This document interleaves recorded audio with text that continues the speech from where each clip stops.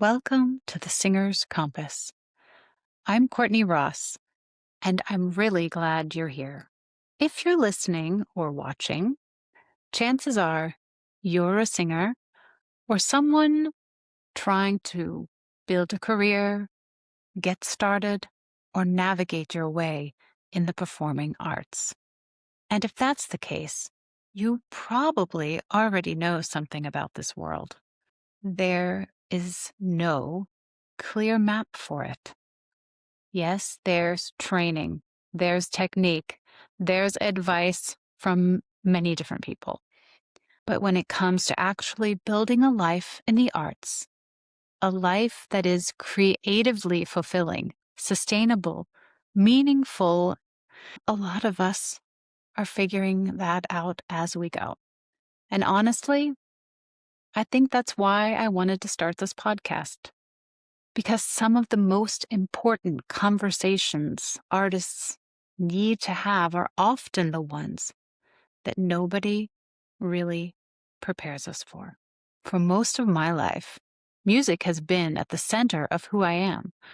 But interestingly enough, my first love wasn't opera, it was musical theater.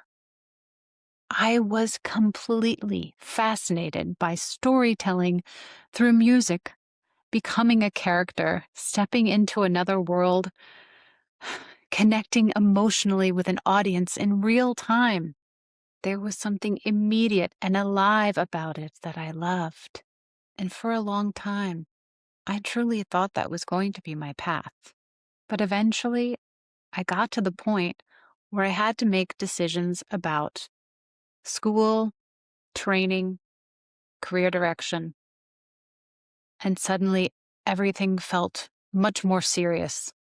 My parents strongly encouraged me to pursue classical training and get a Bachelor of Music because, in their minds, it offered more long-term stability and more options for the future performing, teaching, academia, all of it.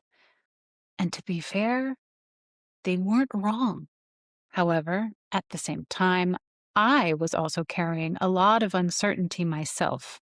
I really loved musical theater, but I wasn't sure I fully fit into that world. I loved to dance, but never felt like it was my strongest skill. And honestly, at that time especially, I think I had internalized a lot of ideas about what performers were supposed to look like in that industry. So little by little, I moved away from it. And eventually, I found my way more deeply into classical music and opera.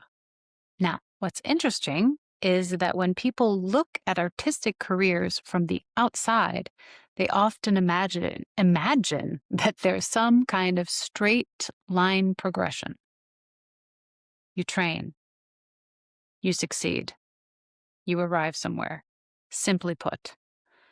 But real artistic lives almost never unfold that neatly. At least mine didn't. There, there were periods where I questioned myself constantly. Times where I felt uncertain about my direction. Times where I delayed decisions because I was afraid of making the wrong ones. Can you relate? And I think many artists quietly live with that feeling more than we admit. Not necessarily feeling behind, but feeling like we're trying to navigate a profession where rules are often unclear, constantly changing, and deeply personal at the same time.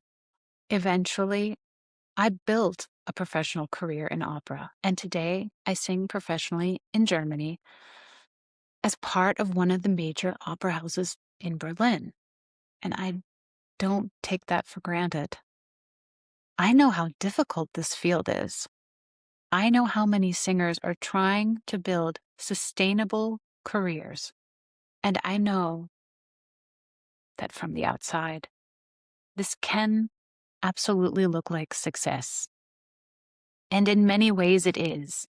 I'm talking about that I have achieved something. But over the last several years, I started realizing that professional achievement and personal fulfillment are not always the same thing.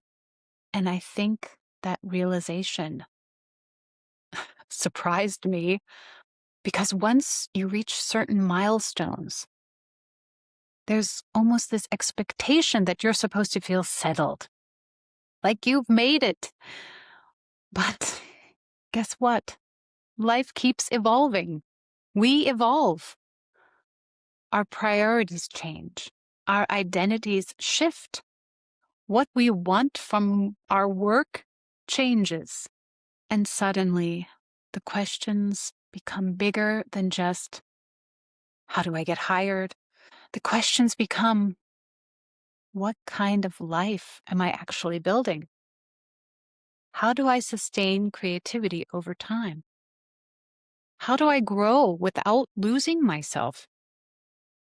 And maybe most importantly, how do I continue evolving as both an artist and a human being? And honestly, those are conversations I want this podcast to make space for.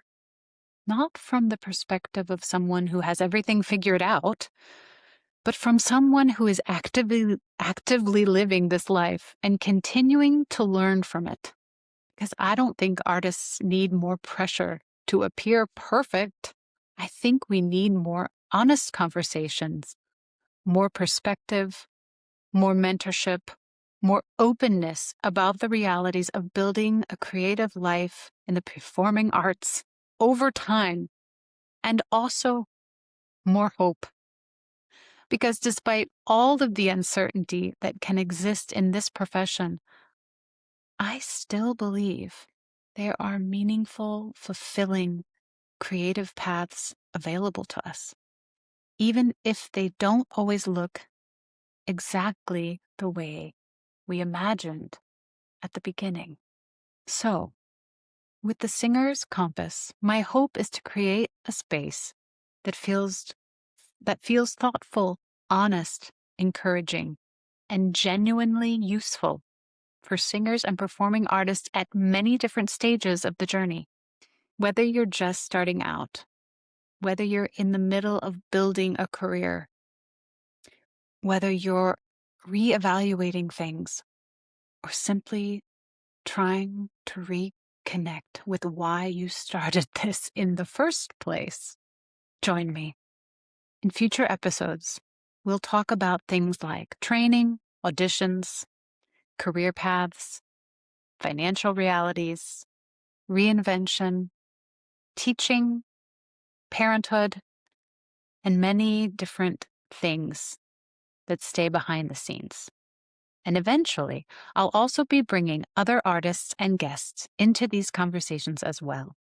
But before all of that, I just wanted to begin here, honestly, human to human, and maybe offer a reminder that you're not the only person trying to figure this out as you go. You don't have to. Thank you for being here for this first episode of The Singer's Compass. And if something in this resonated with you, I'd really love for you to follow the podcast and continue the journey with me. Until next time, and wherever you are in your own artistic journey right now, I hope you keep following your own compass.